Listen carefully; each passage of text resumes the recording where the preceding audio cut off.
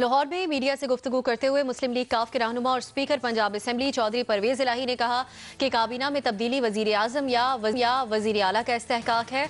वजीर आजम कारकर्दगी की बुनियाद पर जिसे वजीर लाना चाहें ये मुकम्मल तौर पर उनका इख्तियार है। उन्होंने कहा कि हमारी तमाम मुलाकातें वजीर आला उस्मान बुज़दार को मजबूत करने के लिए हैं।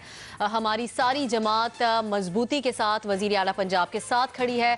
स्पीकर पंजाब असेंबली का कहना था कि पार्टी के अंदर और बाहर इख्तलाफात सियासत का हुस्न होते हैं और बहुत सी चीज़ों को दरगुजर करके चलना पड़ता है। वजीर आज़म इमरान खान ने हालिया दिनों में विफाकी काबीना में तब्दीलियां की, जिसके बाद से वजीर आला पंजाब की तब्दीली की खबरें भी जेर गर्दिश हैं। जबकि खैबर पख्तूनख्वा में जलसे से खिताब में वजीर आज़म ने वजीर आला KP और वजीर आला पंजाब को अपनी कार पर नजर रखने की हिदायत की और साथ ही उनका यह भी कहना था कि उन्होंने अपनी टीम में तब्दीलियां की और आगे भी ये तब्दीलियां जारी रहेंगी। इमरान खान वजीर आला पंजाब को तब्दील करेंगे या नहीं, इसी मामले पर हुकूमत की इत्तेहादी जमात मुस्लिम लीग काफ की क़यादत की राय को अहमियत दी जाएगी या फिर नहीं। इस पर हमारा सवाल होगा कुछ इस तरह से। परवेज इलाही वजीर आला उस्मान बुज़दार की हिमायत पर खुलकर सामने आ गए। क्या स्पीकर पंजाब असेंबली की हिमायत से उस्मान बुज़दार की वजारत को लाहक खतरा टल जाएगा, हाँ या नहीं? सबसे पहले हम इरशाद भट्टी साहब की तरफ ही जाएंगे। इरशाद साहब, आपके ख्याल में परवेज इलाही साहब के इस बयान की क्या अहमियत है? देखिए, लगता है थोड़ी सी कन्फ्यूजन पैदा हो गई है। जो बात यह है कि उस्मान बुज़दार को कौन तब्दील करना चाह रहा है, या इसको अगर और आसान कर लें तो उस्मान बुज़दार को कौन तब्दील कर सकता है? मुस्लिम लीग नून बिल्कुल भी नहीं, ना कर सकती है, ना इस वक्त उनका कोई इरादा है। जहांगीर तरीन, अलीम खान, चौधरी सरवर या परवेज इलाही बिल्कुल भी नहीं। हो सकता है सारों के दिलों में हो, जैसे मैं कोई 18-19 वुज़रा से तो मिला हूँ जो पंजाब के हैं, सारे चाहते हैं तब्दील हो, लेकिन ऊपर से सारे हिमायत करते हैं। हो सकता है दिलों में हो मगर ऊपर से कोई भी नहीं। उस्मान बुज़दार को इन सब की हिमायत का भी कोई फ़ायदा नहीं, इन सब की मुखालफत का भी कोई फ़ायदा नहीं, कोई ख़तरा नहीं इनको। उस्मान बुज़दार साहब को कोई हटा सकते हैं तो वो इमरान खान साहब हैं, और इमरान खान साहब की याद रहे कि वो आखिरी चांस पर हैं।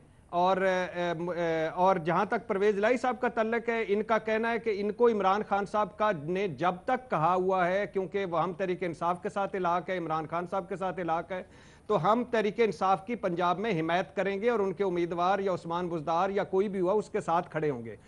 और आखिरी बात यह कि उस्मान बुज़दार साहब का जाना ठहर गया है, ये एक हकीकत है। अब जाएं, महीने बाद जाएं, 2 महीने बाद जाएं, या इमरान खान साहब जितना अफोर्ड कर सकते हैं उनको रखना, वो उनकी मर्जी है। और जिस दिन इमरान खान साहब का ग्रीन सिग्नल मिलेगा उस दिन परवेज इलाही साहब, अलीम खान साहब, चौधरी सरवर साहब, जहांगीर तरीन साहब, शाह महमूद कुरैशी साहब सब इसी तरह प्रेस कॉन्फ्रेंस कर रहे होंगे और किसी अगले उम्मीदवार की हिमायत में खड़े होंगे। तो लिहाजा इन प्रेस कॉन्फ्रेंसों से, इन बयानों से ना उस्मान बुज़दार मजबूत होते हैं, ना कोई वो कमजोर होते हैं। अल्हम्दुलिल्लाह वो जितने कमजोर हैं उसमें कोई और कमजोरी डाल नहीं सकती, और जितने वो मजबूत हैं उसमें और कोई मजबूती डाल नहीं सकती। नई का ऑप्शन आप ले रहे हैं। और इसी दौरान हमें सलीम साफ़ी साहब ने भी प्रोग्राम में ज्वाइन कर लिया। आज थोड़े लेट थे लेकिन आखिरकार साफ़ी साहब मेन डेट पहुंच गए वो शो के लिए। हम पहले न्याई साहब की तरफ जाएंगे, फिर साफ़ी साहब आपकी तरफ आएंगे। न्याई साहब, काबीना ने एतमाद का इजहार कर दिया पंजाब में बुज़दार साहब के ऊपर, और स्पीकर पंजाब असेंबली ने यह बयान दे दिया। अब आपके ख्याल में टल गया है जो खतरा था बुज़दार साहब के जाने का? देखिए जी, मैं भट्टी साहब की बात से जो है ना मैनुआन मुतफिक हूँ, थोड़ी सी तरमीम के साथ, कि वो फरमा रहे हैं कि जब तक इमरान खान ने चाहा, तो अब तक वो है इमरान खान की चाहत की वजह से हैं। असल में क्राइसिस ये है कि इमरान खान के दोस्त हैं वो पहले दिन से उनके बारे में तफज़ात रखते थे, और जून जून पंजाब की सूरत हाल दगरदू होती जा रही है, वो तब से तशवीश बढ़ती जा रही है। इस वक्त डबल जेपर्डी है। एक तो मरकज़ के अंदर जो इक़्तिसादी बहरान आया हुआ है और सियासी बहरान जिसने बिल्कुल एक है क्रिएट किया हुआ है, उसको जो है जिसको कहना चाहिए कि उसके ऊपर तेल का काम जो है, इसको अल्लाह को भड़काने के लिए पंजाब के अंदर नाअहल हुकूमत है या बिल्कुल हुकूमत बिल्कुल नहीं है, तो वो उस वजह से तड़का लगा हुआ है। तो इमरान खान साहब मेरा ख्याल में शायद जो है गुमगो का शिकार है, और वो बुज़दार को तब्दील भी नहीं करना चाहते, और फिर उनके पास सामने कोई दूसरा बंदा भी नहीं है जिसके वो उसको लेके आए।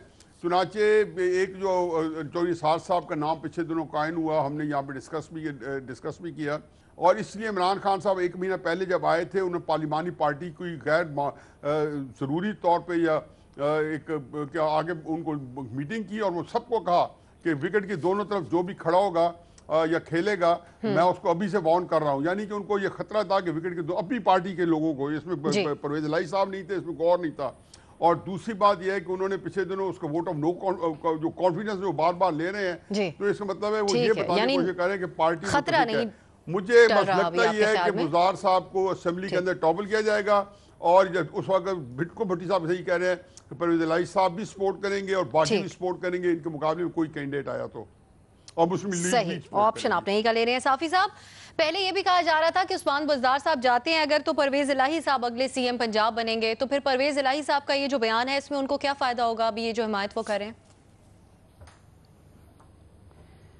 देखिए, इस मामले में इस तरह के दावों और बयानात की कोई हकीकत नहीं। आप देखें रिसेंट पास्ट में जो कुछ हुआ असद उमर साहब का उस्मान बुज़दार साहब किसी की सिफारिश पे वज़ीर आला बनाए गए हैं, लेकिन असद उमर साहब कई साल से इमरान खान साहब के ज़ाती दोस्त भी थे, उनके पोस्टर बॉय भी थे और आखिरी वक्त तक वो उनका दिफा भी कर रहे थे और वो किसी भी सूरत उनको हटाने पे तैयार नहीं थे।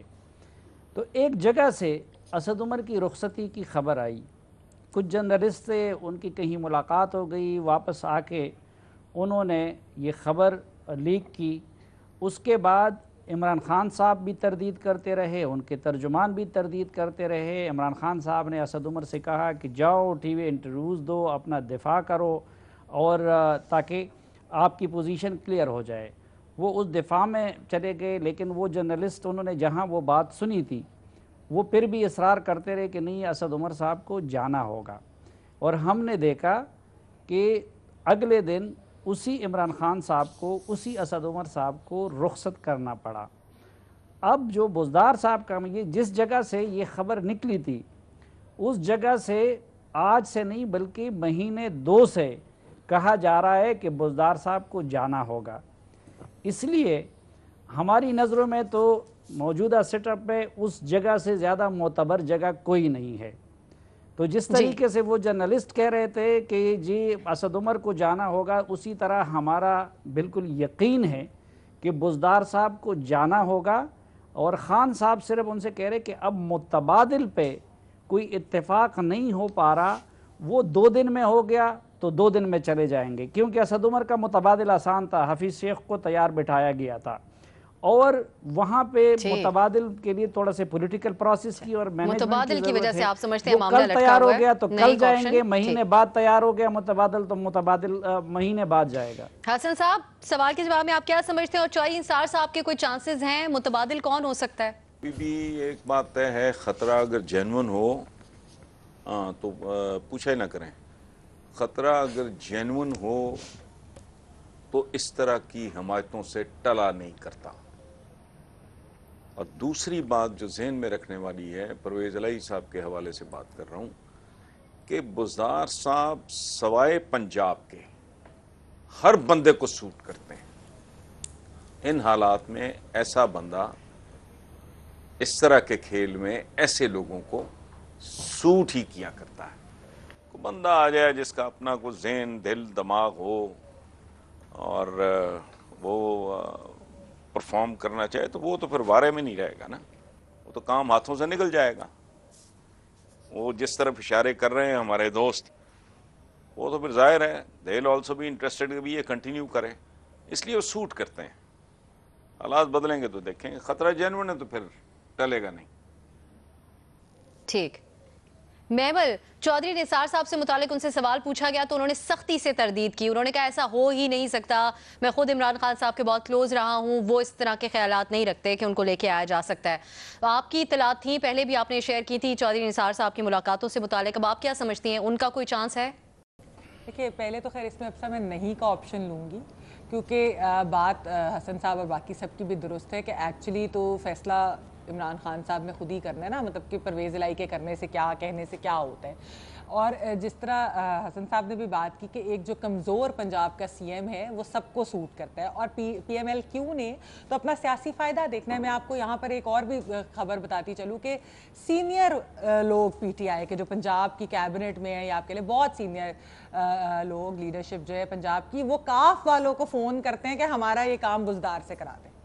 तो ये जो चीज़ें होती है ना, इसकी वजह से उनकी जो इतनी पोस्टिंग्स ट्रांसफ़र पीएमएलक्यू को तो ये नज़र आ रहा है कि यार बुज़दार एक कमज़ोर सीएम है, जो काम हम कहते हैं वो कर देते हैं। तो डिफैक्टो सीएम तो एक तरह से परवेज़ इलाही साहब है ना, उनका तो कोई काम नहीं रुक रहा। तो जाहिर बात है अगर कोई और सीएम आ जाएगा उनको सूट नहीं करता, इसलिए ये एक मैसेज दे रहे हैं वो इमरान खान साहब को कि जरा सोच लीजिएगा। ऑल्दो मेरे ख्याल में उनके पास चॉइस कोई नहीं होगी जब भी वो चेंज करेंगे, क्योंकि अभी वो कहाँ जा सकते हैं। जहाँ तक चौधरी निसार साहब की बात है, देखिए जो सरवर साहब ने तो ये बात कहनी थी निसार साहब के बारे में, उनकी तो जरा कह ले के एक तरह से सियासी हरी, मतलब उनका एक है इशू हल्के में भी उनके। जी तो बात ये है कि जो चीज़ खान साहब ने उनको निसार साहब को उनसे मुलाकात भी हुई, जिसका चौधरी निसार ने बाद में एडमिट भी किया एक इंटरव्यू के अंदर, उसके अंदर उन्होंने उन्हें बहुत कुछ ऑफर किया था, वो माने नहीं थे। अभी भी उनको काफी चीजें ऑफर की जा रही हैं, ये मैं नहीं कह सकती कि इमरान खान साहब की तरफ से या कहीं और से, लेकिन उन्हें ऑफर की जा रही है और वो सोच रहे हैं। और मेरा पता नहीं होगा कि नहीं, ये तो वक्त ही बताएगा, लेकिन अभी तक जो है मामला बड़ा फ्लूइड है।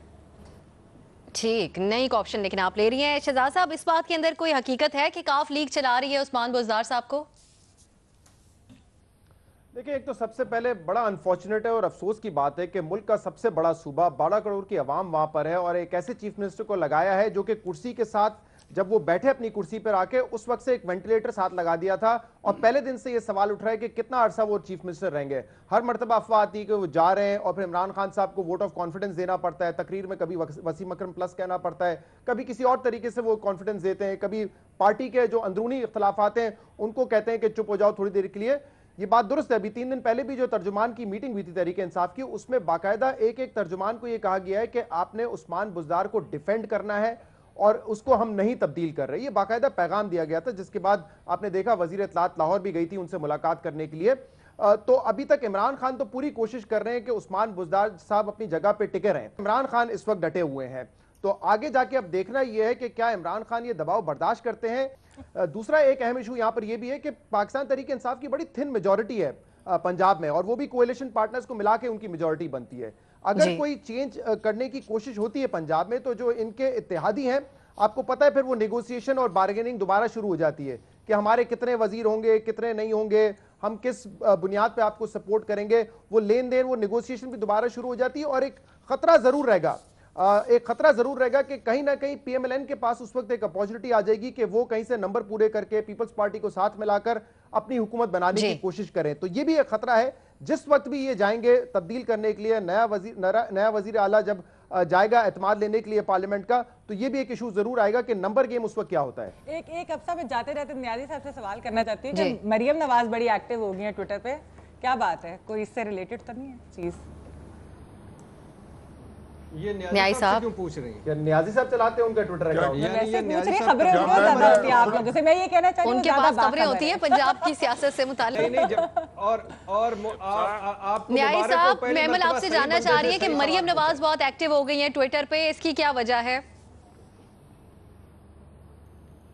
मेरा ख्याल इसकी वजह भी यही है कि आजकल फिर कोई स्टेज सजने वाला है, सीटी बजने वाली है, यही पूछ रहा था मैंने। तो फिर जाहिर है कि हर कोई एक्टिव हो रहा है। नहीं, वो इनकलाब और वोट को इज्जत दो के पासा परता रहे हैं। एक पासे पे सो के ना वो जरा तंग हो गया था, दूसरा पासा परता रहे हैं। एक तो मेरे ख्याल से नवाज शरीफ साहब अब जेल से बाहर आ गए हैं, उनको वक्ती तौर पर रिलीफ मिल गया, और दूसरा हमने देखा है पिछले चंद हफ्तों में बिलावल बड़ा राइज कर रहे हैं और एज अ मेन ऑपोजिशन खड़े हो रहे हैं इस वक्त। ये भी जरूर एक तकलीफ होगी या कंसर्न होगा पीएमएलएन में। खुदा का खौफ, ये एक वजह हो सकती है। वैसे हसन साहब, आप मेमल के सवाल पे कोई कमेंट करना चाहेंगे? ऑपोजिशन ने तकरीरें ही करनी और क्या करना है सिंध में तो। हसन साहब, मैं ये कमेंट करना चाहूंगा कि बाज़-औक़ात मेमल इतना खूब नहीं, मेमल बाज़-औक़ात इतना खूबसूरत बखिया लगाती है ना बीच में, मजा आ जाता है। एक दफा इन्होंने वो लगाया था, वो जो फ्रंटियर का नहीं, वो वजीर था, वो जिसका शायद वैद पकड़ा गया था। मैं अभी मुझे ख्याल आता है तो मेरी हंसी नहीं रुकती। गंडापुर का जो हसन साहब फ्रंटियर नहीं, जो इन्होंने शरारत की है ना, जो शोशा छोड़ा है, सुभान अल्लाह, बड़ा बारीक बखिया। जी जी, चलो एक ही बात है। ठीक पख्तूनख्वा, ठीक पख्तूनख्वा। हाँ। ना एक ही बात नहीं है पख्तूनख्वा। हसन साहब फैसलाबाद को भी लायलपुर कहते हैं। चले ठीक है जी। और एक बिल्कुल, और लेकिन बुज़दार गुजारिश साहब से अच्छा, मुतालिक आप ये मैं जी, जी, दोस्तों से हसन साहब। पूछ के बताएं कि अवाम होती है कि अवाम होते हैं, ये जरा सारे दोस्तों से पूछें हमारे यहाँ कि होते अवाम हैं होती और है किसी और अवाम जगह होते होते ही अवाम होंगे। होते हैं। होते हैं वैसे अवाम। नहीं तो आपके ठीक यहाँ है, होती मजीद हमारे है। पास शो आपके यहाँ तो सारा कुछ ही होती है, अवाम होते हैं। नहीं, हमारे यहाँ सब जी। कुछ होता है जी। अभी- हमारा कौम भी अभी- मुज़क्कर अभी- है। अब सा एक और सुन ले, सईद गनी साहब का बयान ताज़ा आ गया है कि फिरदौस आशिक अवान हड़प्पा से मिलने वाली मम्मी हैं।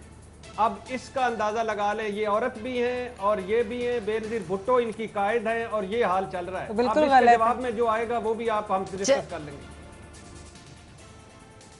चलिए हम इसकी तस्दीक करेंगे कि उनके सही मुसद्दिका अकाउंट से आया ये बयान या किसी और से आया फेक अकाउंट।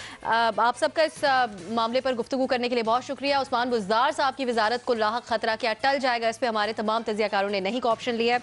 नाज़रीन, प्रोग्राम देखने का शुक्रिया। खुदा हाफिज़।